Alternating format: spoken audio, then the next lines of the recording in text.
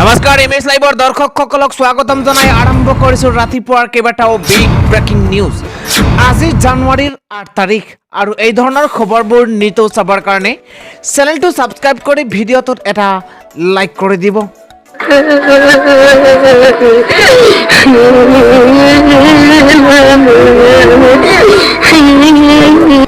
এই কান্দোন চৰকাৰে শুনিবনে?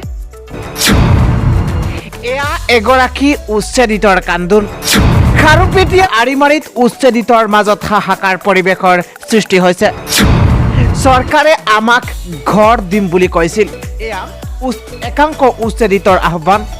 চৰকাৰে আমাক ঘৰ দিম বুলি কৈছিল, 1 বিঘাকৈ মাটি দিম বুলি কৈছিল, টয়লেটৰ ব্যৱস্থাও কৰি দিম বুলি কৈছিল, ল'ৰা ছোৱালীৰ পঢ়া শুনাৰ খৰচ চৰকাৰে বহন কৰিব বুলি কৈছিল। কিন্তু আজি পৰ্যন্ত আমাৰ কোনো ব্যৱস্থা কৰা নাই। উচ্ছেদিত লোকসকলৰ সংস্থাপন কৰিবলৈ চৰকাৰক কান্দি কান্দি দাবী জনাইছে একাংশ উচ্ছেদিতই। আৰু কেমেৰাৰ সন্মুখতে হুৰাউৰাৱে কান্দিলে এগৰাকী উচ্ছেদিত মহিলাই। আজি ৰাতিপুৱা আন এটা ডাঙৰ খবৰ হৈছে, আজি বিমানত গুলীচালনা। বিমানৰ ভিতৰত ধাৰাসাৰ গুলীচালনা আৰম্ভ হৈছিল। বন্দুক লৈ বিমানবন্দৰত প্ৰৱেশ কৰিলে ড্ৰাগছ মাফিয়াই। চিটৰ তলত লুকুৱাই প্ৰাণ ৰক্ষা কৰিছে একাংশ বিমান যাত্ৰীয়ে। গুলীচালনাৰ ফলত বৰ্তমানলৈ 29 জন লোকৰ মৃত্যু হৈছে।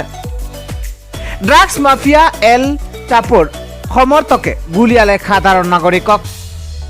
এল চাপোৰ পুত্ৰক গ্ৰেপ্তাৰৰ পাছতেই হিংসাত্মক ঘটনা হৈছে মেক্সিকোত। দ্য মাউচ নামেৰে ড্ৰাগছৰ এক বৃহৎ সাম্ৰাজ্য গঢ়ি তুলিছে এল চাপোৱে।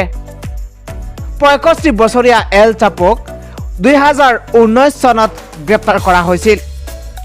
তাৰ পিছৰে পৰাই পুত্ৰই চোৱা চিতা কৰিছে ড্ৰাগছৰ এই বিশাল সাম্ৰাজ্য। আজি ৰাতিপুৱাৰ আন এটা গুৰুত্বপূৰ্ণ খবৰ হৈছে, পাভ বনাঞ্চলত উচ্ছেদ চলাবলৈ সাজু হৈছে ইতিমধ্যে চৰকাৰ। 600 গৰাকী আৰক্ষী আৰু অৰ্ধসামৰিক বাহিনী ইতিমধ্যে মোতায়েন কৰা হৈছে। 10 জানুৱাৰীৰ পৰা পাভ বনাঞ্চলত উচ্ছেদ চলাব বন বিভাগে। অবৈধ বেদখলকাৰীক 10 জানুৱাৰীৰ পূৰ্বে বনাঞ্চল ত্যাগ কৰাৰ নিৰ্দেশনা জাৰি কৰা হৈছে।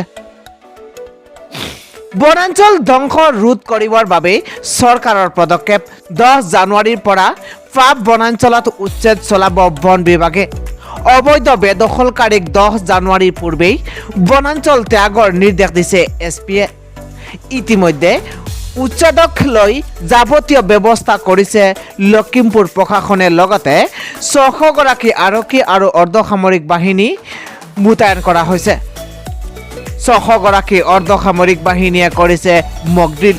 মোতায়েন কৰা হৈছে বঙালমৰা উচ্চতৰ মাধ্যমিক বিদ্যালয় খেলপথাৰত আৰক্ষী অৰ্ধসামৰিক বাহিনীৰ বিশাল দল।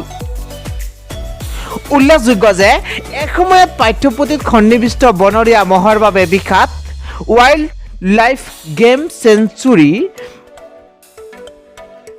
পাভ সংৰক্ষিত বনাঞ্চলে বৰ্তমান সময়ত বনাঞ্চলৰ মৰ্যাদা হেৰুৱাই পেলাইছে।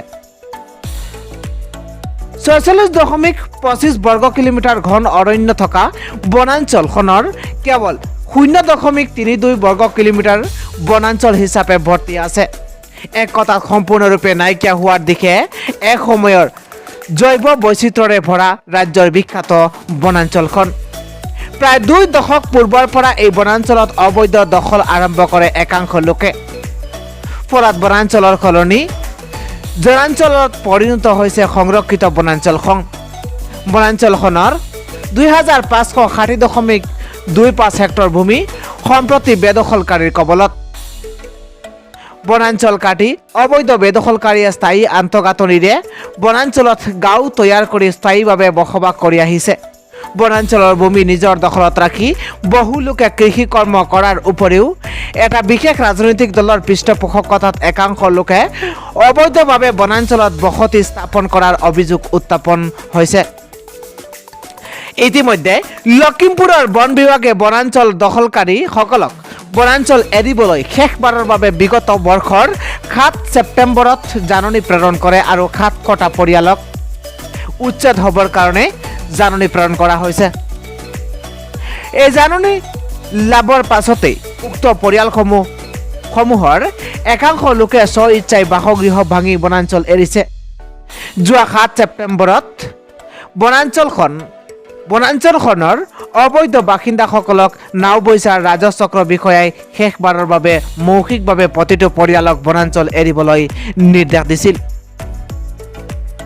আজি ৰাতিপুৱা আন এটা ডাঙৰ খবৰ হৈছে হাড় কঁপোৱা শীতেই যেন এতিয়া কাল হৈ পৰিছে একাংশ পথচাৰী তথা দৰিদ্ৰৰ বাবে লামডিঙত এই প্ৰচণ্ড শীতে প্ৰাণ কাঢ়িছে এজনৰ পিছত আন এজনৰ নিশা হলে লামডিঙৰ তাপমাত্ৰা 11ৰ পৰা 10 ডিগ্ৰীলৈ নামি আহে যাৰ ফলত মুকলি আকাশৰ তলত নিশা কটোৱা একাংশৰ বাবে সন্ত্ৰাসৰ সৃষ্টি হৈ পৰিছে পুহমহীয়া এই শীতৰ নিশা যাৰ ফলত এজনৰ পিছত আন এজনে প্ৰাণ হেৰুৱাব লগা হৈছে এই প্ৰচণ্ড শীতত লামডিং ৰেলৱে ষ্টেচনত যোৱা নিশা পুনৰ এগৰাকী মহিলাৰ মৃত্যু হোৱাৰ সন্দেহ ৰেল আৰক্ষীৰ 1 নম্বৰ ষ্টেচনত পৰা ৰেল আৰক্ষীয়ে নিশা দুৰ্গা চক্ৰৱৰ্তী নামৰ এগৰাকী মহিলাৰ মৃতদেহ উদ্ধাৰ কৰা হৈছে একাংশই সন্দেহ কৰিছে যে এই প্ৰচণ্ড শীতৰ মাজত মহিলাগৰাকীৰ মৃত্যু ঘটিছে লামডিং ৰেলৱে ষ্টেচনত হাড় কঁপোৱা শীতৰ প্ৰকোপত মৃত্যু হোৱা লোকৰ সংখ্যা এতিয়ালৈকে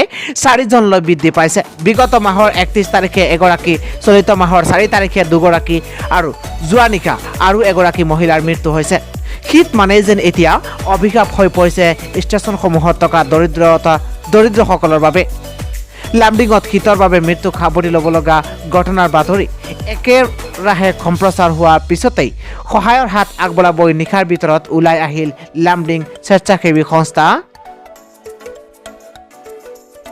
ফ্ৰেণ্ডছ অফ লামডিং নামৰ সংগঠনটো আজিৰ ৰাতিপুৱাৰ পৰৱৰ্তী গুৰুত্বপূৰ্ণ খবৰ হৈছে পিকনিক খাবলৈ গৈ পাহাৰৰ ওপৰৰ পৰা পৰিছে বাহন দুজনৰ কৰুণ মৃত্যুৰ লগতে 5 জনৰ অৱস্থা ইতিমধ্যে সংকটজনক বুলি জানিব পৰা গৈছে ঘটনাটোৰ সম্পূৰ্ণ বিৱৰণী জনাইছো পিকনিক খাবলৈ গৈ এক দুৰ্ঘটনাত বলি হৈছে কেইবাগৰাকী লোক এই দুৰ্ঘটনাত অতি কমেও 11 জন লোক আহত হৈছে আহতসকলৰ ভিতৰত 5 জনৰ অৱস্থা সংকটজনক বুলি জানিব পৰা গৈছে ৰাতাবাৰীৰ সাতাচুৰা পাহাৰৰ গাৰ্ডত সংঘটিত হৈছে এই কৰুণ ঘটনা শনিবাৰে বিয়লি 3 মান বজাত পাহাৰৰ পৰা তললৈ নামি অহাৰ সময়তে নিয়ন্ত্ৰণ হেৰুৱাই বাহনখন 100 মিটাৰ তলত গৈ এখন তামোল বাগানত বাগৰি পৰিছে দুৰ্ঘটনাত মৃত্যু সাৱটি লোৱা দুজনৰ এজনক হাইলাকান্দি জিলাৰ